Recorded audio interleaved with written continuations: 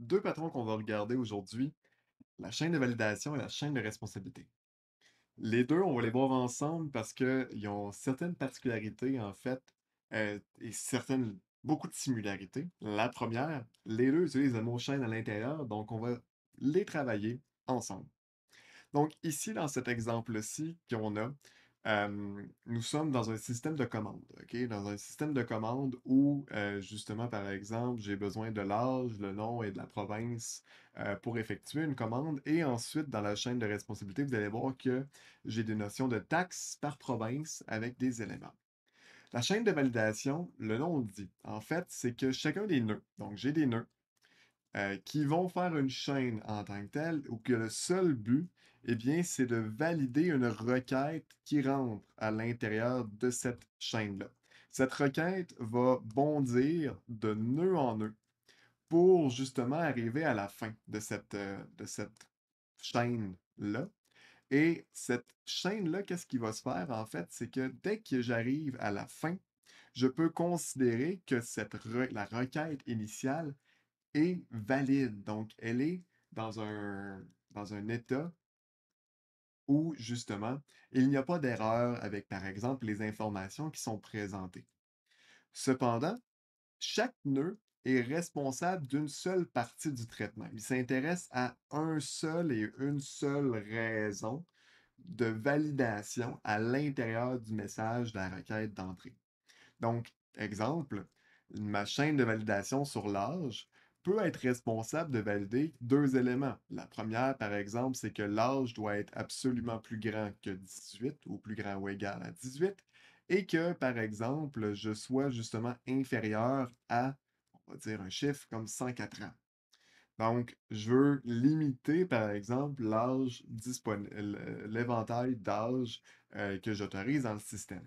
Ce sont deux règles fictives, mais si j'arrive justement dans des cas où, par exemple, la personne a 17 ans, quand le message va tomber dans ce nœud-là, ce qui va se passer, c'est que la validation va échouer.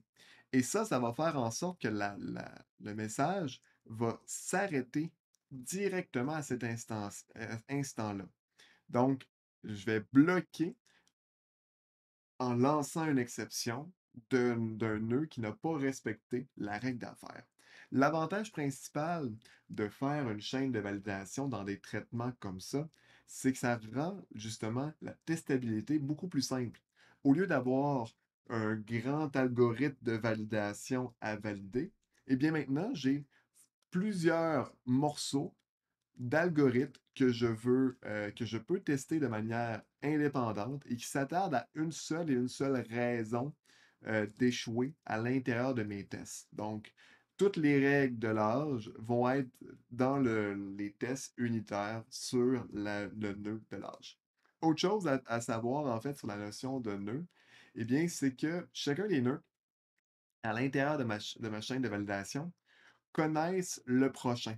OK? Donc, ils connaissent, et on fait une liste liée où justement j'ai des éléments, j'ai toujours une notion d'avancée à l'intérieur de ma chaîne. Donc, c'est pas juste une liste que j'itère, c'est vraiment que le nœud connaît son prochain. Ce qui fait en sorte que souvent, ce qui arrive, c'est que le dernier nœud, on va le nommer le nœud valide. Que lui, il faut juste faire un retour ben, de base pour dire, ben, OK, une fois que j'ai terminé ça, que tout est all good, tout est terminé et ça va bien, eh bien, j'arrive à un état où ben, j'ai terminé mon traitement. Donc, le nœud de terminaison de traitement est souvent à rajouter à l'intérieur d'une chaîne de validation. Quand on s'en va dans la chaîne de responsabilité, le comportement est un peu différent en fait. Il est un peu à l'inverse de la chaîne de validation. Ici, mon intention, en fait, mon but, de la chaîne de validation. Tu sais, je vous ai parlé de la validation, mais c'est la validation en traversant tous les nœuds. Mon intention, ce que je m'attends dans un comportement, je veux dire, happy path, c'est que chacun des nœuds a été traversé. Dans la chaîne de responsabilité, c'est l'inverse. Mon objectif en ayant un message d'entrée, c'est que je trouve le responsable. Donc, c'est qui est capable de traiter l'information et c'est lui qui va le faire en tant que tel.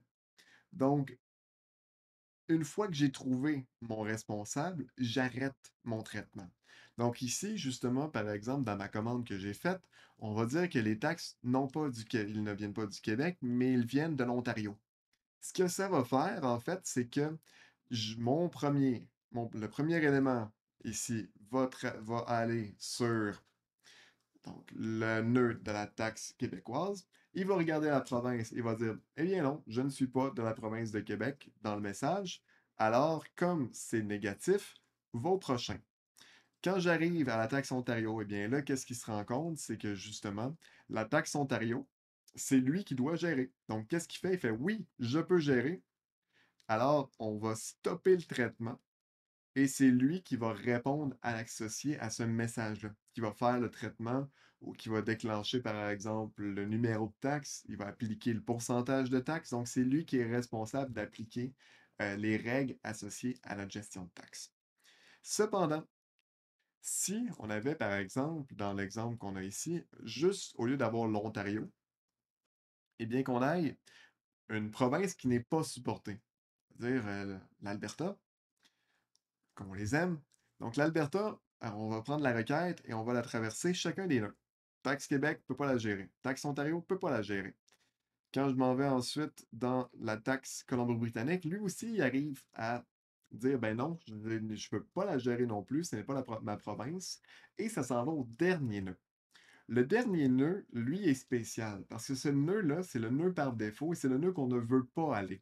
Si j'arrive ici, c'est que je suis dans un cas d'erreur où je n'ai trouvé aucun responsable et je dois lancer une exception.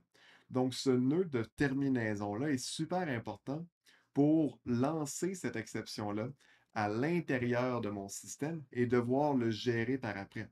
Donc, si j'atteins la fin de ma chaîne, qu'est-ce qui se passe? Le système est en erreur ou la requête est en erreur, je n'ai pas pu exécuter le traitement comme je m'y attendais.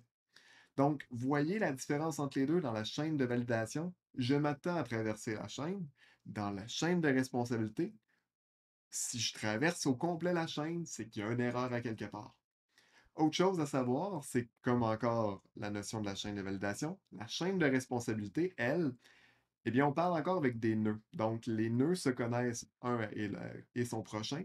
Donc, si je ne suis pas capable de le traiter, j'envoie mon prochain. Et c'est pour ça aussi qu'on rajoute le nœud de terminaison, là, le nœud, ici, par exemple, c'est le cas d'exception. Je vais appeler ça le nœud par défaut, comme dernier nœud.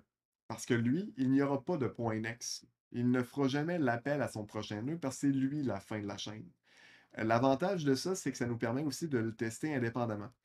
Ça nous permet de dire que les tests sur les nœuds de terminaison, eh bien, sont beaucoup plus simples. J'ai une seule responsabilité. Au lieu de impartir, par exemple, cette responsabilité-là, de finir à la Colombie-Britannique, ben, elle va être déplacée justement dans le nœud de terminaison.